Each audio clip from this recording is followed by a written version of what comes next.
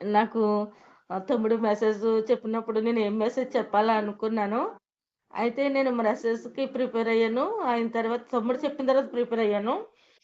అయితే నేను ఏం చెప్పాలనుకున్నానో మరి స ఎవరు మన సైని కూడా మరి తగ్గట్టుగానే ఆ యొక్క ఆరాధన చేశారు. అయితే ప్రభా ఈ మెసేజ్ నీ చిత్తంలో ఉంది అని నేను అనుకున్నానండి. చాలా సంతోషం అనిపించిందనమాట. నేను ఆరాధనలో ఉన్నానని చెప్పి కూడా దేవుడిని చాలా స్తుతించాను. వందనాలు. అయితే మనకి ఈవేళ చెప్పుకునే మెసేజ్ ఏంటంటే అండి, మన తండ్రి చిత్తము, మన తండ్రి సంకల్పము నెరవేర్చడానికి ప్రభువు దైవ కుమారుడు భూలోకానికి ఎందుకు వచ్చారు? మనల్ని ఏ సంకల్పం చేత ఆయన మనల్ని ఎన్నుకున్నారు అన్న అంశం మీద మాట్లాడదాము అనేసి నేను అనుకున్నానండి. దేవునికి ప్రార్థన చేసుకున్నాను. అయితే మనం ఇప్పుడు మనం అందరము కూడా ఇక్కడ గ్రూప్‌లో ఉన్నాం కదండీ! మనమందరం ఈ సమయం ప్రతిరోజు కూడా 7 గంటల నుండి 8 గంటల వరకు మనం గ్రూప్‌లో ఉంటున్నాం కదా! గంట సేపు దేవునికి మన సమయం మనం దేవుడు మనకిస్తున్నారండి సమయం. మనం దేవునికిస్తున్నామా? అయితే దేవుడే ఇస్తున్నారు మనకి సమయం ఇక్కడ. కాబట్టే మనం అందరము కలిసి ఇట్టి రీతిగా కూడుకోగలుగుతున్నాం అన్నమాట ప్రతిరోజు కూడా. మనకెన్ని సమస్యలున్నా, ఎన్ని ఇబ్బందులున్నా, ఏది ఏమైనప్పటికీ కూడా మనం అందరము కూడా ప్రతిరోజు 7 అయ్యేసరికి మనం గ్రూప్‌లోకొచ్చేయాలి. మన గ్రూప్‌లోకి వచ్చేయాలండి. ఆరాటం చెందుతున్నామంటే, ఈ యొక్క అవకాశం మనం తీసుకున్నది కాదండి. మనకు దేవుడిచ్చింది కాబట్టి, మనం అందరం గ్రూప్‌లోకొచ్చాం. అలాగే ఇప్పుడు మనం ఉన్నాం కదా! ఇప్పుడు మనం అనుకుంటాం కదండీ! ప్రభా! నువ్వు గాని మాకు తెలియకపోతే మేమేమైపోదుమో నాన్న, మేమేమైపోదుమో తండ్రి ఇటు రీతిగా ఉండకపోదుమేమో అని మనం ప్రార్థన చేసుకుంటాం కదండీ! కాదు. ఏంటంటే దేవుడు చె దేవుడు మనల్ని పట్టుకున్నాడండి. మనల్ని పట్టుకున్నాడు కాబట్టే మనం ఇట్టి రీతిగా ఆయన చల్లని నీడలో ఉన్నాం. మనం ఆయన్ని పట్టుకోలేదు. మనల్ని ఆయన పట్టుకున్నాడు. మన చెయ్యి ఆయనే పట్టుకున్నాడు. ఎలా అంటారా?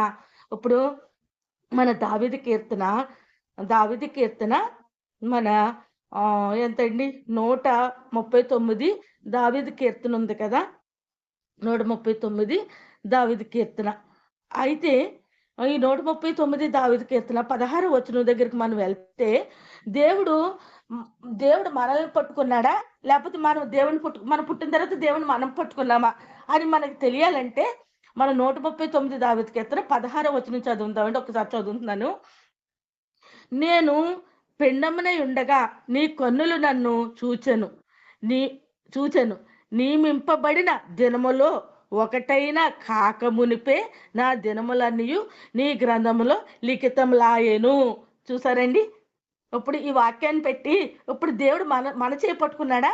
మనం పుట్టి కొన్నాళ్ళు ఇలా ఈ లోకంలో ఉండి తర్వాత మనం దేవుని చేయి పట్టుకున్నామా? కాదు. దేవుడే మన చెయ్యి పట్టుకున్నాడు. ఎప్పుడు పట్టుకున్నాడో మన చెయ్య? తల్లి గర్భములో, తల్లి గర్భములో నిర్మించిన రోజున అంటే మనం మనమండి తల్లి గర్భంలో మనం ఒక పిండముగా మన తండ్రి శుక్లాలు, తల్లి శుక్లాలు ఏకమయ్యి ఒక పిండముగా ఏర్పడి అది ఏమవుతదంటే అది పురుగు ఆకారంగా అది సంపర్కం చెందుకుని ఒక గుడ్డు ఆకారం చెంది ఏమవుతదంటే గర్భసంచిలోకి వెళ్ళిపోద్దనమాట ఆ గుడ్డు. ఎప్పుడైతే గర్భసంచిలోకెళ్ళిపోయిందో మనకక్కడ గర్భసంచి అలా మూతపడిపోద్దనమాట. అంటే అంటే మనకి ఇంకా డేట్ రాలేనప్పుడు డాట్ రావాల్సిన రోజుకి రాలేదంటే అక్కడ గర్భం మూతపడిపోద్దనమాట. ఎప్పుడైతే ఈ గుడ్డు గర్భంలోకి జారిపోయిందో అప్పుడు మూతపడిపోద్దనమాట. అదండి మన దినం అంటే అది దినం అన్నమాట. ఆ యాళ్ళు మొదలు ఎందుకంటే డాక్టర్‌లైనా సరే చూడండి గర్భిణీ స్త్రీలను పరీక్షించి అమ్మా ఇప్పుడు నువ్వు పలానా నెలలో పలానా డేట్ కల్లా నీకు డెలివరీ అవుతదమ్మా అని ఎలా చెప్తారనుకుంటున్నారు? ఈ లెక్కల ప్రకారంగానే చెప్తారన్నమాట. ఈ గర్భసంచి, ఈ గుడ్డు ఎప్పుడైతే గర్భంలోకెళ్ళిపోయి ఆ గర్భం మూతబడిపోయిందో అప్పటి నుంచి లెక్కేసి డాక్టర్లు చెప్తారన్నమాట సైన్స్ పరంగా. అప్పుడు ఎన్నుకున్నాడేంటండి దేవుడు మనల్ని. అప్పుడు పట్టుకున్నాడండి మన చెయ్య. అప్పుడు పట్టుకున్నాడంట. అది మనకి ఆ మాట ఎక్కడుంటదంటే ఇప్పుడు మనకి దావీదు కీర్తనలోని దావీదు కీర్తనలోనే దావీదు కీర్తనలోనే మనకి 73 దావీదు కీర్తన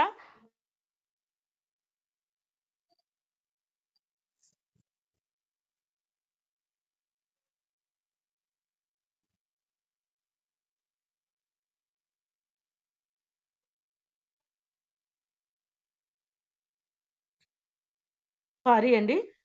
ఫోన్ కట్ అయిపోయింది.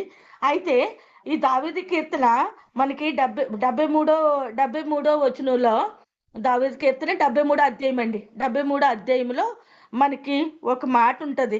అక్కడ దేవుడు మన చెయ్యి పట్టుకున్నట్లుగా అక్కడ మన ఆసాబు గారు రాస్తాడన్నమాట. ఆసాబు గారు ఏమని రాశాడంటే ఆయన దేవుడు ఆయన చెయ్యి పట్టుకున్నట్లుగా ఇక్కడ రాశాడు. ఏమని రాశాడంటే అండి, ఒక్కసారి కీర్తనల గ్రంథము మన కీర్తనల గ్రంథము ఇక్కడ 73 73లో 3లోను 21లోను 23లోను 23లో అంటే మనకి ఏమని చెప్పారంటే అండి ఇక్కడ 23లో చెప్పాడన్నమాట. ఆయనను నేను ఎల్లప్పుడూ నీ యొద్దనున్నాను, నా కుడి చెయ్యి నీవు పట్టుకుని ఉన్నావు.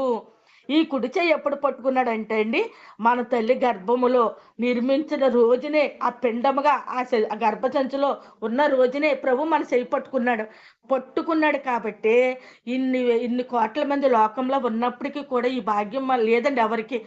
ఈ గంట సేపు కూడా మన దేవుని సముఖంలోకి వచ్చి దేవుని స్తుతిందామంటే ఆయన మన చెయ్యి పట్టుకుని ఉన్నారు కాబట్టి మనం ఇట్టి రీతిగా ఏర్పడ్డాయన్నమాట. అయితే మనం ఇప్పుడు ఇర్మియా గ్రంథము 1వ అధ్యాయం 5వ వచనంలోనూ కూడా ఉంటదండి. ఏమని ఉంటుంది? గర్భంలో నేను నిన్ను రూపింపక మునిపే నిన్ను ఎరిగితిని, నీవు గర్భము నుండి బయట పడక మునిపే నేను నిన్ను ప్రతిష్ఠించి తిని, జనములకు ప్రవక్తగా నియమించి తిని. చూసారండి, ఇక్కడ మనం పని లేకో పాటు లేకో ఇదంతా ఏమి లేకో కాదు. మనం అందరం ఇప్పుడు ఒక 10 మంది గానో 20 మంది గానో 25 మంది గానో ఇక్కడ ప్రతిరోజు 7 గంటల నుంచి 8 గంటల దాకా కూడుకుంటున్నామంటే ఈ సమయం ప్రభు ఇచ్చిన సమయం అండి. ఇది మంది కాదు. ఎందుకంటే అనంత విశ్వంలో ఒక ఇసుక రేణువు గాల్లోకి ఎగరాలన్నా కూడా ఆయన చిత్తం లేకుండా ఎగరదు. అది అసలు ఎగరదన్నమాట. కాబట్టి మనం ఆయన సముఖంలోనే ఉన్నాము కాబట్టి మనం ఇట్టి రీతిగా కూడుకుని ఆయన స్తుతిస్తున్నాం. అయితే ఇక్కడ మనం స్తుతిస్తున్నాం అంటే ఇప్పుడు దేవుడు తండ్రి చిత్తం నెరవేర్చడానికే కదండి భూలోకానికి వచ్చారు.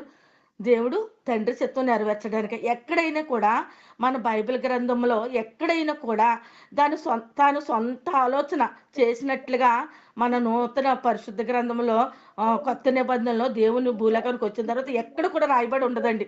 ఏదైనా సరే, ఏ ప్రార్థన అయినా సరే, ఏదైనా సరే తండ్రి చిత్తం అని అంటారు. ప్రభు ఎప్పుడు కూడా తండ్రి చిత్తం అనే మాట్లాడతారు. అలాగే ఆయన చిత్తం నెరవేర్చడానికి ఎలాగైతే ఆయన భూలోకానికి వచ్చారో మనము కూడా మనల్ని ఇప్పుడు ఆయన ఎందుకు ఎన్నుకున్నారండి? ఆయన చిత్తాన్ని నెరవేర్చడానికి మనల్ని ఎన్నుకున్నారు కాబట్టి ఇప్పుడు మనం ఈ 2025 సంవత్సరం వరకు మనకి తెలుసో తెలియకో మన జీవితాలు, మన కుటుంబ పరిస్థితులు పెట్టో, మన అనారోగ్యాలను పెట్టో, మన ఆర్థిక పరిస్థితులను పెట్టో ఇంకా ఎలాగో 2025 దాకా అయిపోయింది మన జీవితం. ఇంకా ఈ 2026 నుంచి ఇంకా ఎదరికి ఇంకా మన జీవితం ఉందంటే దేవుని రాకడ వరకు, మన పోకడ వరకు ఇంకా మనకి జీవితం ఉంది. కాబట్టి ఈ జీవితంలో మనకిచ్చినటువంటి ఈ వ్యవధిలో మనం ఏం చేయాలి? ఎందుకనుకుంటున్నారు? ఇప్పుడు ఇందులో ఉన్న బిడ్డలందరూ కూడా యవనస్తులైన బిడ్డలు, చిన్న బిడ్డలు, అందరూ కూడా వాక్యం తెలిసిన బిడ్డలు, అందరూ కూడా కొద్దో గొప్ప చదువుకున్న బిడ్డలు, ప్రతి ఒక్కరికి వాక్యం తెలిసిన బిడ్డలు. ఈ మీరందరూ నాతో సహా అంటే నేనంటే బయటకెళ్ళి తిరగలేను కాబట్టి అండి, నా ఇంటికి ఎవరైనా వస్తే నాతో సహా మనం ఈ సువార్త ఎట్టి విధంగా చేయాలి. ఎందుకంటే సువార్త అంటే మనం ఎలా చేయాలంటే మనం ఇప్పుడు ఎవరు చెప్పినప్పటికీ కూడా ఇప్పుడు పత్రికలు పంచిపెడతారు, అవి పంచిపెడతారు, ఇవి పంచిపెడతారు, ఎక్కడెక్కడికెళ్ళి ఏంటంటే చేస్తారు.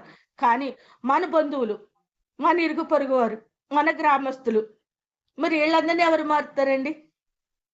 వీళ్ళందరినీ మార్చాలి కదా! మార్చినప్పుడు మనం ఏం చేయాలంటే మన దేవుని తెలియనంత కాలము మన జీవితం అంతా కూడా మన దేవుడు తెలియనంత కాలము మనకు తెలీదు. ఎలా బ్రతకాలో అందరూ బ్రతికినట్లుగా మనం బ్రతుక్కుంటూ వచ్చేసాం. ఎలాగంటే మన పాత నిబంధనలాగా. చూడండి, పాత నిబంధనలో ఏముంటది? అంతా కూడా కష్టాలుంటాయి, సుఖాలుంటాయి, మంచున్నది, అందులో చెడ్డున్నది, ఎలా బ్రతకూడదో ఉన్నది, ఎలా బ్రతకాలో ఉన్నది, మొత్తం సమస్తం ఉంది పాత నిబంధన అంతా. మరి కొత్త నిబంధన వచ్చేసరికి దేవుడు మన భూలోకానికి పుట్టిన తర్వాత ఈ మత్తయి గ్రంథం ప్రకటన వరకు ఏమున్నది? పరిశుద్ధత. అయితే ఇప్పుడు దేవుడు మన సంకల్పంలోకి వచ్చిన మనం ఎంత పరిశుద్ధంగా బ్రతకాలి అంటే, దేవుడు మనకు భూలోకానికి వచ్చిన తర్వాత ఆయన 33.5 సంవత్సరాలు ఏ విధంగా బ్రతికారు? లేకపోతే ఆయన భూలోకానికి రావాల్సిన అవసరం ఏముందండి? అటువంటి మరణం పొందవలసిన అవసరం ఆయనకి ఏముంది? అటువంటి మరణం పొందకపోతే ఇవాళ మన దాకా ఆయన నామం తెలీదు. ఎందుకంటే ఒక ఒక దేవుడే భూలోకానికి వచ్చి సిలువ వేయబడి ఆయన శరీరం అంతా కుళ్ళ పొడిసేసి సిలువ వేసి బెల్లంతో పొడిసేసి ఆయన్ని సమాధి చేసేసారు. అంత భయంకరమైన మరణం భూలోకం మీద జరిగింది కాబట్టే ఇవాళ ప్రపంచం అంతా అటువంటి మరణం జరిగింది అని లోకం అంతా తెలిసి ఆ యొక్క మరణానికి ఉన్న వెనకాల ఉద్దేశం ఏంటనేది మన వరకు వచ్చింది. ఆయన అలాంటి మరణం పొందకపోతే ఆ తర్వాత ఆది అపోస్తులు కూడా అటువంటి మరణాలు పొందకపోతే ఇవాళ వాక్యం మన దాకా రాదండి. ఎందుకంటారా? ఇప్పుడు పాత నిబంధనలో ప్రవక్తలు ప్రవశించారు. ఆయన మన దైవాత్మ వారి మీదకి వచ్చింది. వాళ్ళు రాజుల పరిపాలనలో మీరు ఇలా చేయకూడదు, ఇలా చేయకూడదు, ఇలా చేయకూడదు, ఇలా చేయాలి. మీరు ఇలా నీతిగా ఉండాలి, అలా నీతిగా ఉండాలి. అంటే కొన్నాళ్ళు ఉండేవారు, కొన్నాళ్ళు ఉండేవారు కాదు. ఇశ్రాయేలీయుల జనాంగం కొన్నాళ్ళు దేవుడి మాట ఆలకించేవారు, మళ్ళీ తప్పిపోయేవారు. మళ్ళీ ఆలకించేవారు, మళ్ళీ తప్పిపోయేవారు. ఇప్పుడు మనమైనా అంతేనండి. మనం కూడా అలానే.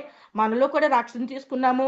ఇంకా పర్వాలేదు. మనం ఇంకా దేవుడు రాజ్యంలోకి వెళ్ళిపోతాం అన్నది మన దగ్గర కూడా లేదండి. ఎందుకంటే మనము మానవమాతృలుగా ఉన్నాం కాబట్టి మనము పడిపోతున్నాము, లెగుతున్నాము.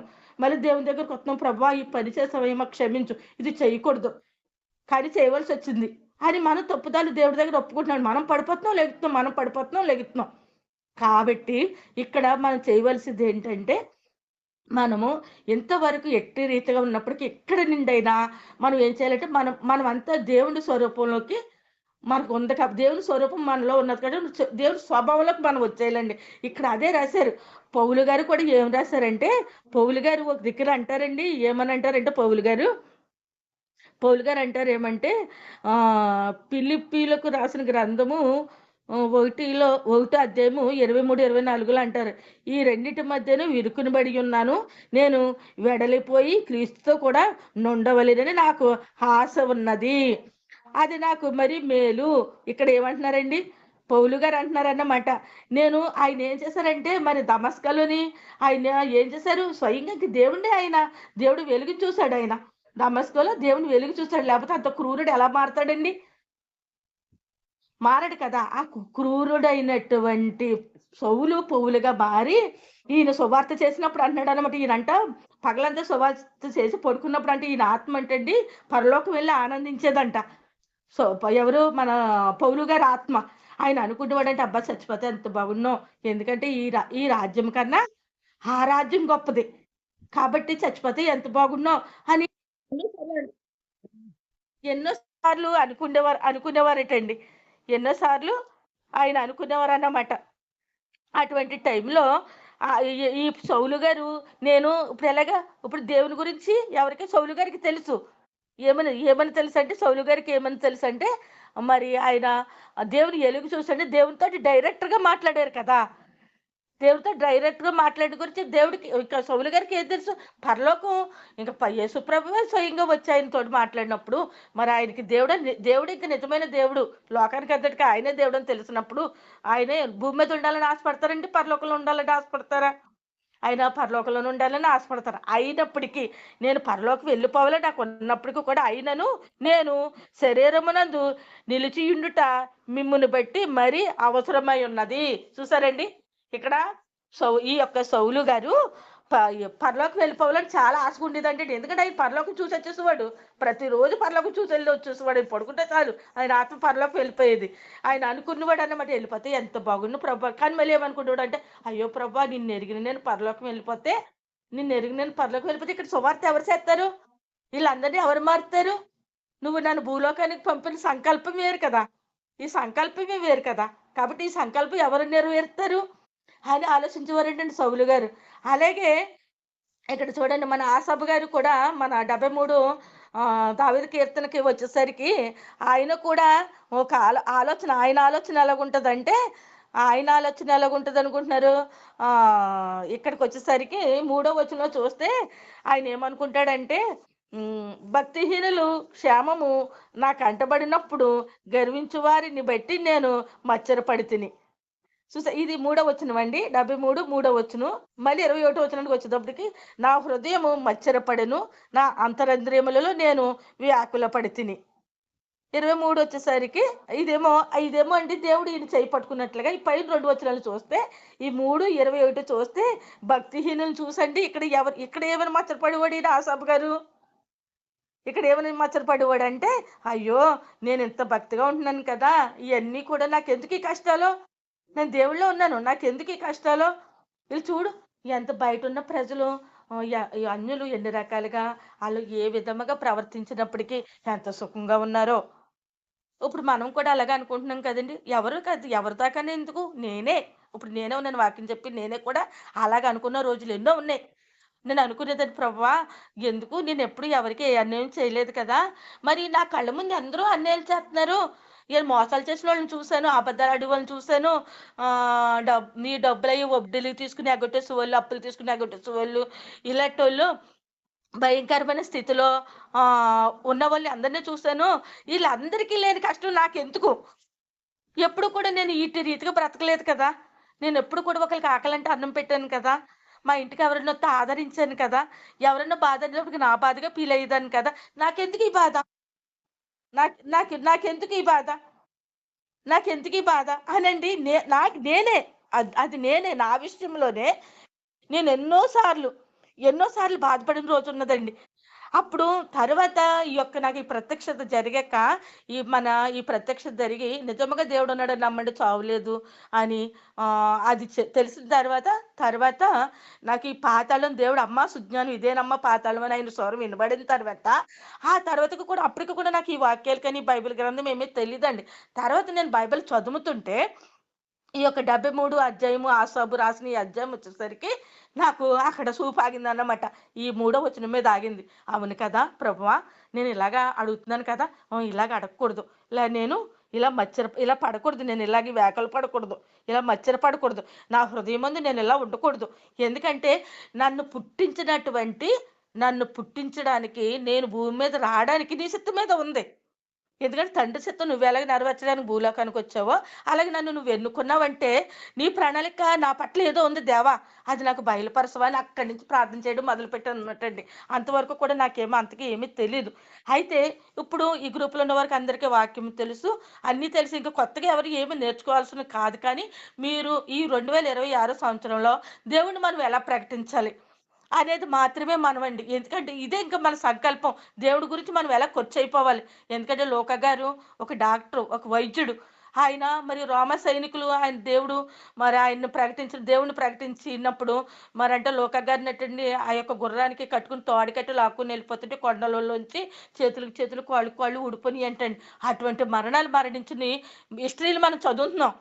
అలాంటి ప్రాణత్యాగాలు మనం చదువుతున్నాం. ఎందుకంటే, అటువంటి వారు ప్రాణత్యాగాలు చేశారు కాబట్టి ఈవేళ బైబిల్ గ్రంథం మన చేతిలోకొచ్చింది. లేకపోతే ఈ బైబిల్ గ్రంథం మనకు అందవలసిన గ్రంథం కాదు. అసలు మనకు అందవలసిన గ్రంథం కాదు. అది ప్లస్ ఇంకోటేంటంటే ఎంతమంది ఉండగా కూడా మనం ఈ రోజున ఎలాగున్నామంటే, ఈ తల్లి గర్భము లో మనం మొదటి రోజు నుంచి దేవుడు మన చేయి పట్టుకున్నాడు కాబట్టి, ఈవేళ అందరం మనం ఇక్కడ ఏర్పాటు ఇలాగయ్యి, మన దేవుని గురించి ఇలా మాట్లాడుకోగలుగుతున్నాం. అయితే ఈ దేవుడిని మనం బయటికి ఎలా చూపెట్టాలి? ఎలా చూపెట్టాలంటే, నేను చిన్నది చెప్తాను. ఒక సిస్టర్ గారండి నాకు తెలిసిన సిస్టర్ గారే. ఆ సిస్టర్ గారు వారింటికొచ్చి ఎప్పుడు సేవ చేయాలనుకుంటున్నారంట. వారింటికొచ్చి సేవ ఒక 10 వారాల నుండి సేవ చేత్తన్నారంట. వారింట్లోనంట నూనె లేదంట, బియ్యం లేదంట. ప్రభువా ఆ మూల బియ్యం మూట పెట్టినందుకు నీకు వందనాలు. నాకు ఇంటి నిండా ఈ డబ్బాల నిండా కూడా నీవు పప్పు దినుసులన్నీ నింపినందుకు వందనాలని ఆకాశం కలిసి చూసండి ప్రార్థన చేశారంట. ప్రార్థన చేసేటప్పటికంటే సాయంత్రానికి ఒక బ్రదర్ అంట రూ. 4,500 సామానాలు పట్టుకునంట వాళ్ళ ఇల్లు నింపేశారంట. ఇదండి సాక్ష్యం. నిజమే. మనల్ని పోషించేవాడు దేవుడే. నేను కాదని అనట్లేదే. మనల్ని పోషించేవాడు దేవుడే. మనం అందరం ఉన్నామంటే, ఇప్పుడు ఈ పలంగా ఈ మీట్ అయిపోయాక మన చేతులు, కాళ్ళు కడుక్కొని భోజనం దగ్గర కూర్చుంటాం. ఆ భోజనం పెట్టిందంటే దేవుడే. కానీ భోజనం గురించా మనం భూలోకానికొత్తా? తిండి గురించా మనం భూలోకానికొత్తా? దీని గురించి మనం భూలోకానికొత్తే, ఇంక మరి పరలోక రాజ్యం ఎవరిదండి? ఈ వారసత్వం ఎవరిది? మనది కదా! ఈ పరలోక వారసత్వం ఇప్పుడు ఈ భూలోకం గురించి, ఈ అన్నం గురించి, కూర గురించి మనం పాకుట్లాడతా కాదు, కాదు. మన దేవుని రాజ్యం గురించి పాకుట్లాడాలి. దేవుడి రాజ్యం గురించి మనం అందరం భూలోకానికి వచ్చాము.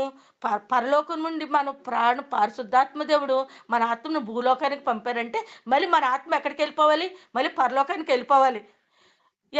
ఎలాగెళ్ళిపోవాలి? పరలోకం వెళ్ళిపోరండి. కానీ మన ఆదాము, అవ్వమ్మ చేసినటువంటి తప్పుదాన్ని పెట్టి దేవుడు ఏర్పాటు చేయవలసిన విధానం ఏంటంటే, ఆయన వేరే రాజ్యం ఏర్పాటు చేయాలనుకోండి. పరలోక రాజ్యం ఆ యవ్వమ్మ, ఆదాము గారు తప్పు చేయలేని ముందు రాజ్యం వేరు, ఆళ్ళు చేసిన తర్వాత రాజ్యం వేరు. అంటే మారిపోయింది.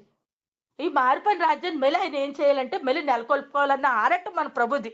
ఆ ఆరాటమైన ప్రభు దగ్గరికి మనం వెళ్ళిపోవాలంటే, మనం ఆ జీవగ్రంథంలో లెక్కించబడాలంటే, ఈ తల్లి కడుపులో పడిన రోజునే మన జీవగ్రంథంలో ఎక్కడున్నామండి? ఆదికాండము మన 12వ అధ్యాయము మొదటి వచనంలో ఉంది. మనం ఎట్టి రీతిగా జీవగ్రంథంలో ఉంటామో అదే మాట మళ్ళీ ప్రకటన గ్రంథము 20వ అధ్యాయంలో కూడా మనకి ఉంది. ఏమనుందంటే ఏమనుందంటే ఏమనుంది అక్కడ కూడా ఏమనుందంటే అండి, జీవగ్రంథంలో మన భూమి మీద అక్కడ తీర్పు ఉంది కదా, లాస్ట్ తీర్పు ఉంది కదా, ఆ తీర్పులోకి మనం వెళ్ళాలంటే మనం ఎట్టి రీతిగా ఇక్కడ బ్రతకాలి. ఇదేమీ అవసరం లేదంటే ఎవరికి. ఇక్కడ అంటే బియ్యం మూట, సాయంత్రం బియ్యం మూట వేసేసి ఒక నెలలో గాసం పెట్టేస్తే చాలంట, దేవుడికి ప్రార్థన చేసేస్తే. ఇలా దేవుడిని ఇలా చూపెడితే అండి ప్రపంచానికి, మనం దేవుడిని ఇలా చూపెడితే ఇప్పుడు నిజంగానే చాలా మంది ప్రభులోకి వస్తేనంట మనం కూర్చుని తినేచ్చంట. ఇంకా మనం ఏం కష్టపడక్కర్లేదు. మనం కూర్చుని తినేయచ్చు. ఇంకా దేవుళ్ళకి వెళ్తే మనం కూర్చుని తినేయచ్చు అని దేవుళ్ళకి వస్తారు. ఆ రోజున వాళ్ళకి ఏమీ పెట్టలేదు, ఏమీ లేదనుకోండి. ఒకవేళ తినడానికి భోజనం నిజంగానే లేదనుకో, పొస్తుండవలసింది ఉన్నదనుకో, ఏంటి ప్రభువా దేవా మీలోకి వస్తేనేమో మాకు ఇలాగ బియ్యం మూట ఇచ్చేస్తానన్నారు, పప్పు దినుసులు కిరాణాకు అదంతా ఇచ్చేస్తానని ఏమీ ఇవ్వలేదు. ఇంకెందుకు? ఆ బయట ఉన్నప్పుడే కదా మేము సుఖంగా ఉన్నాం, అక్కడే సుఖంగా తిన్నాం కదా.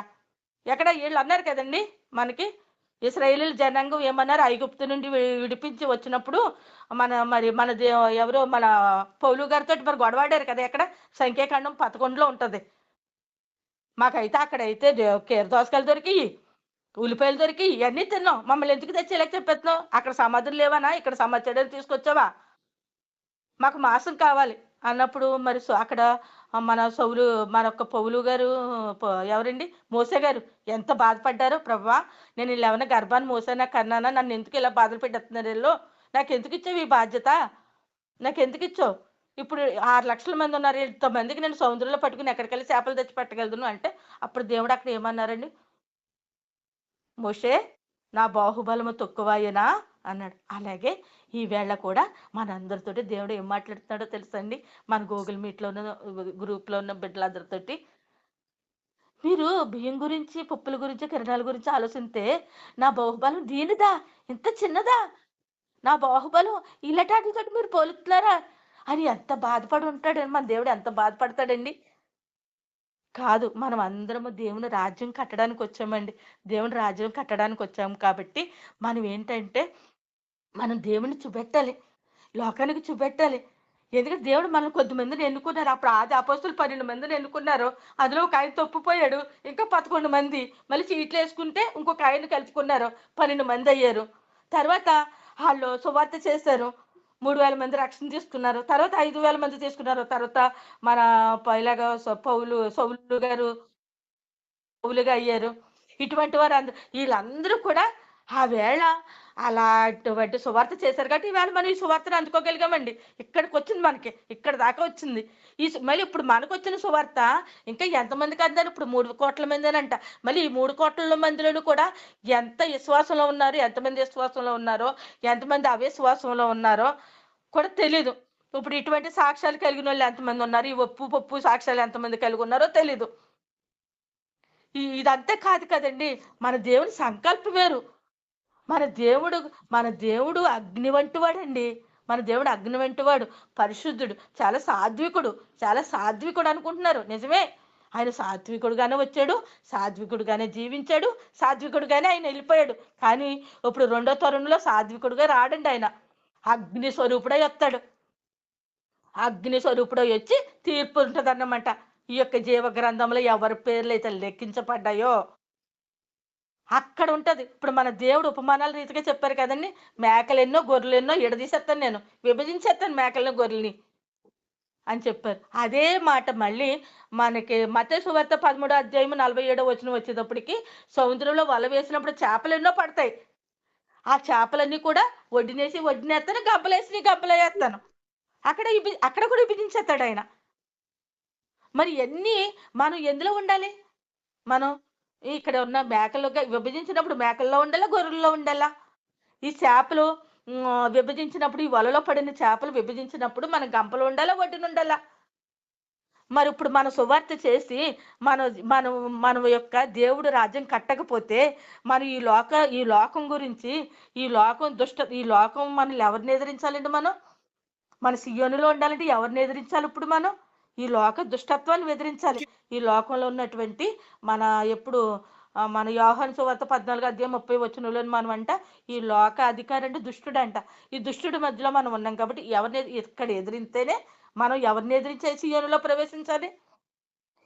ఈళ్ళని ఎదిరించడం అంటే మాటలా? వేదనంట. మీకా గ్రంథంలో ఉంది కదండీ! మీకాలో 4 అధ్యాయము 10 వచనంలో ఉంది కదా! సియోను కుమారి వేదన పడిదనా నా పరలోక రాజ్యంలో నీకు ఇక్కడ ఎవరితోటి మనం వేతన పడుతున్నాం? దుష్టులతోటి కదా! మరి మన చుట్టూ ఉన్న చీకటి శక్తులతోటి మనం ఎంత యాతన పడాలండి?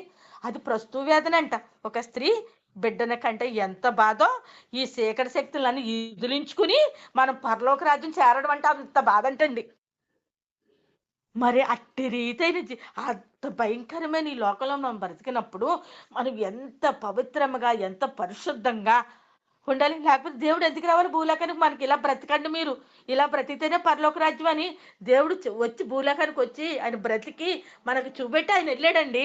మరి మనం కూడా ఆయన రీతిగా ఆయన రక్షణ తీసుకున్న మనం, ఆయన విశ్వాసంలో వచ్చిన మనం, ఆయన మనల్ని ఎన్నుకున్నారు కాబట్టి తల్లి గర్భంలో రూపింపక మునిపై ఎన్నుకున్నారు కాబట్టి పిండమునై ఉండగా మొదటి రోజునే మన చేయి పట్టుకున్నాడు కాబట్టి మనం ఇలాగ ఉన్నాం కాబట్టి ఇప్పుడు మనం అందరం ఎవరిని చూపించాలి? మన దేవుణ్ణి మనం చూపించాలి. ఇప్పుడండి ఇప్పుడు దేవుడు అడుగు అంటే కాపాడతాడా? మన దేవుడు ఏంటండి? దృశ్యం. మనమేమో దృశ్యం. సుజ్ఞానమ్మ అక్కడ కూర్చుందంటే నేను కాపాడతాను. ఇప్పుడు నేను మీకు ఈ వీడియో కాల్ గాని నేను ఆన్ చేశాను అనుకోండి. నేను ఎలా కూర్చున్నానో, ఏమున్నానో, ఎలా చేస్తున్నానో నేను మీకు కాపాడతాను. మరి నేను ఈ వీడియో ఆన్ చేసి అంగోనండి ప్రభు అంటే మీకు కాపాడతాడా? కనిపించడండి. ఎందుకంటే ఆ ఆత్మ వచ్చిన రోజున నాకు పరిశుద్ధాత్మను వచ్చింది ఎగురుతుంటే వీళ్ళందరూని నన్ను పిచ్చిదనుకున్నారు. అప్పుడే కదా హాస్పిటల్ నుంచి తీసుకొచ్చాం. దెయ్యం ఏదో పట్టేసుకుంది అనుకుని వాళ్ళకి కనిపించలేదు. మనమేమో దృశ్యం. మన దేవుడు ఆదృశ్యమైన దేవుడు. ఆదృశ్యమైన దేవుడిని దృశ్యంలో చూపించాలంటే మనం ఎలా చూపించాలి? ఆదృశ్యమైన దేవుణ్ణి మనం దృశ్యంలో చూపించాలండి. ఎలా చూపించాలి అంటే మనమే ఆయనొక్క సాధనలుగా మారిపోవాలండి. ఆయన స్వభావంలోకి మనం వచ్చేయాలన్నమాట. ఎందుకంటే మనం మట్టి ముద్దలం. ఈ యొక్క యిర్మీయా గ్రంథము 18 అధ్యాయము మొదటి వచనంలో ఉంటది. మనం ఎవరమండి? మట్టి ముద్దలం. ఈ మట్టి ముద్దలని ఏం చేశాడు దేవుడు? సారి మీద పాత్రలుగా చేశాడు. ఈ పాత్రగా చేసినటువంటి ఈ మట్టి ముద్దలో ఈ పాత్ర అయిపోయిన మనల్ని ఎండలో ఎండబెట్టినప్పుడు చిన్న బీటొచ్చిందనుకోండి పాడేత్తారు. దానికి అవసరం లేదు. పనిచేయదు. ఆ పాత్ర పనిచేయదు. మళ్ళీ ఇప్పుడు ఆ ఎండలో ఎండబెట్టినప్పుడు ఆ పాత్ర ఏ బీట లేకుండా మంచిగా ఉందనుకోండి, మళ్ళీ అక్కడెక్కడ కలుతారు? దాన్ని తీసుకెళ్ళి మంటలో కాలుతారు. మంటలో కాల్చినప్పుడు ఆ పాత్రకి ఏ బీటర్ లేదనుకోండి, అప్పుడు ఏం చేస్తారు? దానికి రంగులు అద్దుతారు. ఏ రంగులు అద్దుతారండి? దానికి ఒక డిజైన్ ఏర్పాటు చేస్తారు. ఆ డిజైన్ ఏర్పాటు చేసి అది సంతలో పెడితే ఆ యొక్క మట్టి పాత్రని ఎవరైనా కొనుక్కుని వెళ్ళిపోతారు. అది అందంగా కాపాడుతుంది కాబట్టి. అదే దానికి బీటొస్తే పెంట మీద ఉంటది. ఇప్పుడు మనమైనా అంతేనండి. ఇప్పుడు దేవుడు అనే రక్షణ మనం పొందుకున్నాము. మట్టి ముద్దలం అంటే మనము దేవుని రక్షణ పొందుకున్నాము. పాత్రలుగా ఏర్పడ్డాము. ఈ పాత్రలో ఇప్పటి వరకు దేవుడు ఇప్పుడు నన్నే తీసుకుంటే నేను ఒక మట్టి ముద్దని నన్ను ఆయన పాత్రగా చేసినప్పుడు నాకు ఎన్ని రోగాలు, రొప్పులు ఇవన్నీ వచ్చినాయి. ఈ బేట్లన్నిటి నుండి దేవుడు నన్ను ప్రత్యేకపరిచి ఇప్పుడు పాత్రగా చేశాడండి. ఈ పాత్ర ఇప్పుడు నేను ఏం పులుకోవాలి? ప్రార్థన రంగు పులుకోవాలి, వాక్య రంగు పులుకోవాలి, సేవ రంగు పులుకోవాలి, సువార్త రంగు పులుకోవాలి. ఈ రంగులన్నీ పులుకుని మంచితనం రంగు పులుకోవాలి. ఈ రంగులన్నీ పులుముకుంటే ఈ పాత్రకు విలువ. అప్పుడు ఈ పాత్రలో నీళ్లు పోస్తే ఈ జీవజల నీళ్ళు నేను ఎవరికైనా ఈ గ్లాస్‌తోటి తీసిస్తే ఆళ్ళు త్రాగితే ఆళ్ళు జీవకిరీటం పొందుకోవాలి. అందుకనే దేవుడు ఈ 4 సంవత్సరాలు మట్టించి నన్ను యొక్క ఈ కష్టాల కడలిలో నడిపించాడని అనుకుంటున్నానండి నేను. ఎందుకంటే ఇదంతా కూడా నేను అనుభవపూర్వకంగా నా దేవుడు నాకు ఇచ్చినటువంటిది ఇదంతా. అందుకనే నేను ఈ కష్టాల గుండా ఈ 4 సంవత్సరాలు నడిపించాడు కాబట్టే, ఇప్పుడు మీకందరికీ నేను చెప్పగలుగుతున్నానండి. ఇది నేను చూసిందో, చదివిందో, విన్నదో కాదు. నా అనుభవం అన్నమాట. నన్ను ఇప్పుడు ఒక పాత్రగా చేశాడాయన. నాకు ఒకటే ఆశ. ఈ పాత్రలో నీళ్లు పోసుకొని, ఈ కుండ నెత్తి మీదెట్టుకొని నేను ఈదులంటెళ్ళాలి. ఆ నీళ్లు అందరికి గ్లాస్‌తోటి తీసివ్వాలి. ఆళ్ళు తాగాలి, జీవకిరీటం పొందుకోవాలి. ఇదండి నా యాస. ఈ ఆశ మీ ఎవరికి కూడా కలగాలని, ఈ యవ్వనస్తులైన బిడ్డలందరూ కూడా ఆయన పాత్రలుగా మారాలి. ఆ జీవజల నీళ్ళు మనం అందరికి ఇవ్వాలి. ఈ జీవ కిరీటం అందరం పొందుకోవాలి. మనం అందరం పరలోక రాజ్యం చేరాలి. కాబట్టి దేవుని మహాకృపలు మనందరి పైన ఉండాలని ఈ 2026 సంవత్సరంలో మనం అందరము కూడా ప్రభు సత్య సువార్త ప్రకటించి దేవుని కొరికే కూర్చోవాలని, ఆదర్శమైన దేవుణ్ణి దృశ్య రూపంలో మనం చూపెట్టాలని లోకానికి నేను కోరుకుంటున్నానండి. అంతేకాని మనం ఇంకో రకంగా దేవుడిని చూపెడితే అండి, అది అసలా నిజంగా అలా చూపెట్టొద్దండి. అలాగే ఎవరైనా చూపెట్టినా కూడా నిజంగా ఖండిద్దాం. ఖండిద్దాం. దేవుడు ఇలా కాదు వత్తా, దీని గురించి కాదు వత్తా. మన నిత్యరాజ్యానికి దేవుడొచ్చాడు. కాబట్టి మనం నిత్యరాజ్యం, మన దేవుడు పరలోక రాజ్యం ఉంది. ఆ రాజ్యంలో మనం ప్రవేశించాలి అందరం. మన సీయోనులో ఉండాలి అందరం. కాబట్టి ఈ యొక్క చిన్న వాక్యం దేవుడు దీవించాలి. మనం వినుకుడులని అందరూ ప్రార్థన చేయండి. నా సువార్త పరిచర్య గురించి కూడా ప్రార్థన చేయండి. మరి సహోదరులందరినీ కోరుకుంటున్నాను. వందనాలండి.